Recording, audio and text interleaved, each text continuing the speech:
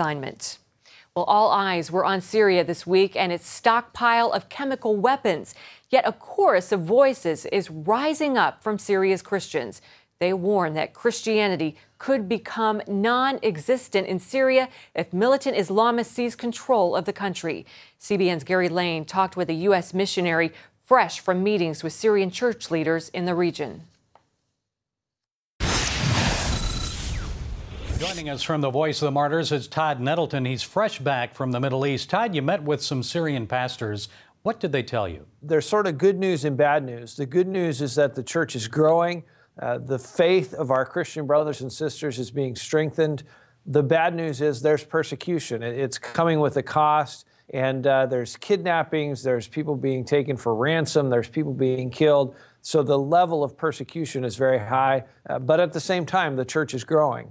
Now, as you were there was an attack on Malula. That's a Christian town, an ancient Christian town, where they actually speak the language of Jesus. They still do that. Was there concern for Malula? Well, there was great concern, and one of the things that they pointed out to us is that there's not a government presence there. There's not an army presence there. It wasn't targeted for any kind of military reason. It was targeted because it's a Christian village. It was targeted as targeting Christians, not targeting the government. And the Christians that we talked to wanted to be sure that that was clear to the American audience, that this wasn't a part of the war with the government. This was part of an attack on Christians.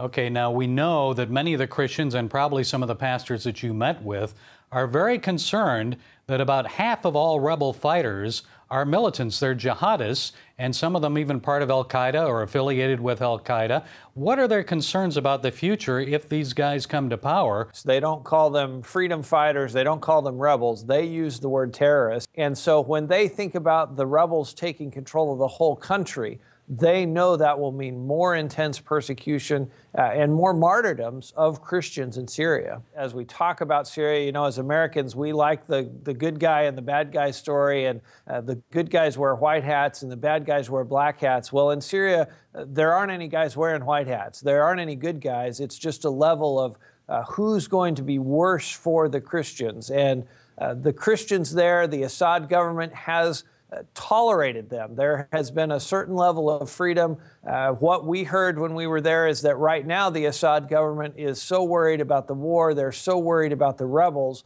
they really don't have time to worry about the churches and to worry about persecuting the Christians. What can we do? We get that question a lot here. Well, the first thing we can do is pray, and that was one of the things that all of the Syrian Christians that we talked to wanted to emphasize, is how desperately Syria needs our prayers during these days and during these times. There is a need for help, but the first step is we desperately need to be in prayer for the country of Syria, and especially for those of the household of faith, those of our Christian brothers and sisters who are there. Okay, Todd Nettleton, we appreciate the work you're doing for the persecuted church, also VOM. Thanks for joining us. You're welcome. Thanks for having me.